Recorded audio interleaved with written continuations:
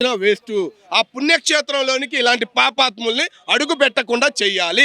అదే వాళ్ళకేసే మరణ శిక్ష లాంటిది అని మేము అనుకుంటున్నాం.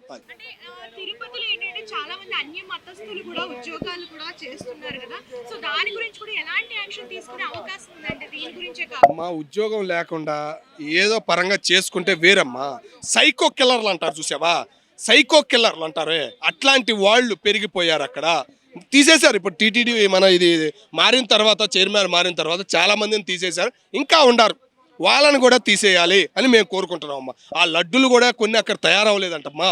బయట కర్ణాటకను తమిళనాడులోను తయారు చేసిన లడ్లు కొన్ని పుణ్యక్షేత్రాలకు పంపించారు అని చెప్పేసి కూడా సమాచారం వచ్చిందమ్మా. ఏది మన జూబ్లీ హిల్స్ ఉంది పెద్దమ్మ టెంపుల్, అక్కడికి కూడా అక్కడి నుంచి వస్తాయి కానీ మధ్యలో ఏదో అయ్యింది అని చెప్పేసి చాలా విమర్శలు కూడా వచ్చినాయి అమ్మ. కాబట్టి కంపల్సరిగా చర్యలు అనేవి తీసుకోవాలి. ఆ నీచుళ్ళని మళ్ళీ ఆ దేవస్థానంలోకి అడుగు పెట్టకుండా చేస్తే అదే మరణ దండన అని మేము అనుకుంటున్నాం. కేంద్రం స్పందించాలని చెప్పేసి మేము కోరుకుంటున్నాం అమ్మ.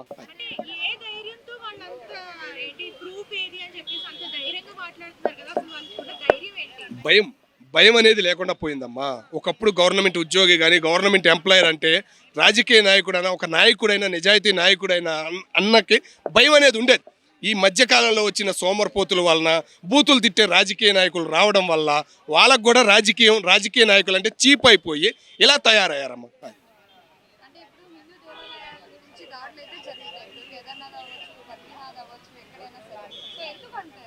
స్పందించకమ్మా, హిందూ పెద్దలు స్పందించక మన హిందూ దేవాలయాల మీద జరుగుతున్నవి, మన హిందూ డబ్బులు మన గవర్నమెంట్లు వాడుకుంటున్నాయి కానీ స్పందించట్లేదు. అదే బాధ ఇప్పటికీ మాకు ఉంది. మిగతా వాడుతున్నారా అనకూడదు, మిగతా క్రిస్టియన్స్ కానీ మిగతా వాళ్ళే కానీ గుళ్ళే ఏమైనా గవర్నమెంట్లు వాడుకుంటున్నాయా? మా దేవస్థానాలే మట్టుకే వాడుకుంటున్నారు. అట్లాంటప్పుడు స్పందించాలి.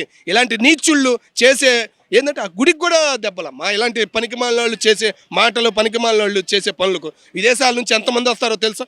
తిరుపతి కానీ అరుణాచలం కానీ పుణ్యక్షేత్రాలకు ఎలా వస్తారు? తమిళనాడు అరుణాచలం ఇట్లాంటి పాపాత్ములు చేస్తే ఊరుకుంటారా? అంత స్ట్రిక్ట్గా ఉండాలి అని మేము కోరుకుంటున్నాము.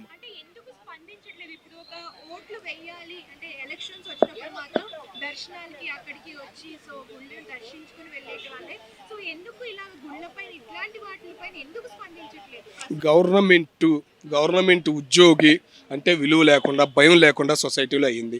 పట్టించుకునే పరిస్థితిగా లేదు. నేను స్పందిస్తా, ఇంకా నలుగురు స్పందిస్తారు, కానీ గవర్నమెంట్ ఎంప్లాయర్ ఒక్కడు స్పందించాడు అనుకో ఆ మూమెంట్ అనేది వేరేగా ఉంటుంది.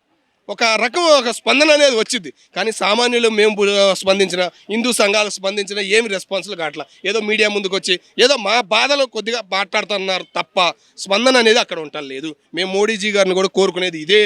ఇలాంటి నీచుల్ని పాపాత్ముల్ని ఈ మధ్యకాలంలో జరిగిన సంఘటనలు చూసైనా మీరు స్పందించి మళ్ళీ ఆ దేవస్థానంలోకి అడుగు పెట్టకుండా చేయాలని చెప్పేసి మేము కోరుకుంటున్నాం అమ్మ. నమస్తే అండి.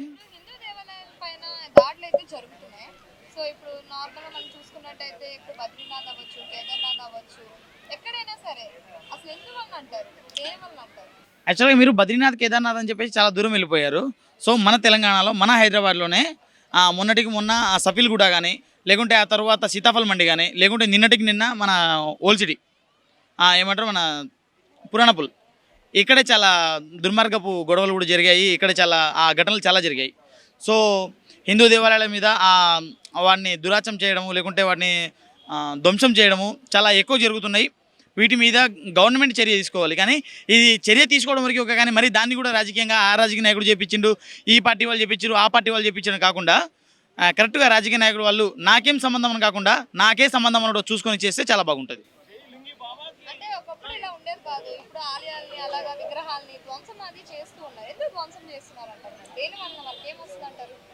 సో ఇది వాళ్ళకి ఏమొస్తుందో వాళ్ళకే తెలియదండి, మనకు తెలియదు. సో నేనేంటంటే గుడికి వెళ్ళడము, దేవుడిని మొక్కడము, రావడము మనం అదే చేస్తాం. సో ఏ గుడికి వెళ్ళినా యాజ్ పర్ మనం చర్చికి వెళ్ళినా నమాజ్ పడడము, లేకుంటే చర్చికి వెళ్ళినా కానీ ప్రేయర్ చేయడము, మసీద్కి వెళ్ళినా నమాజ్ పడడము, గుడికి వెళ్ళినా మొక్కడము అదే జరుగుతారు. సో ఎవరైనా కానీ సో మరి ఎవరి దేవుళ్ళ మీద ఎవరి దేవుళ్ళని వాళ్ళు ప్రేమించండి, దేవుణ్ణి గౌరవించండి అదే.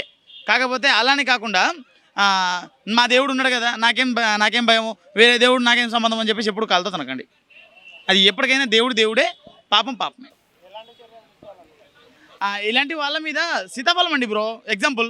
సీతాఫలం మండి వాడు జస్ట్ దేవత టెంపుల్ ముందు షిట్ వేసిండని చెప్పేసి వాడు నాలికతో క్లీన్ చేయించారు అని. అది సో ఇలాంటి చర్యలు తీసుకోవచ్చు. ముందడికి కొంచెం భయం అనేది ఏర్పడుతుంది కాబట్టి ఇలాంటివి తీసుకోవచ్చు. అంటే ఒకప్పుడు ఇలా జరిగేది కాదు, ఇప్పుడులోనే ఇలా జరుగుతుంది. అసలు సమాజం ఎటే వెళ్తుంది అంటారు? తాట తీసేయాలి ఒక్కొక్కరిది, ఇలా చేసినోడిది వాళ్ళు దొరికినప్పుడు తాట తీసేస్తారు. ఆల్రెడీ తీస్తున్నారు. కాకపోతే చెప్తున్నాను కదా, మనము వీటి మీద ఏ చర్యలు తీసుకోవాలి, ఎలా తీసుకోవాలి మనం నిర్ధారించలేము, అవి మనం చెప్పలేము. అది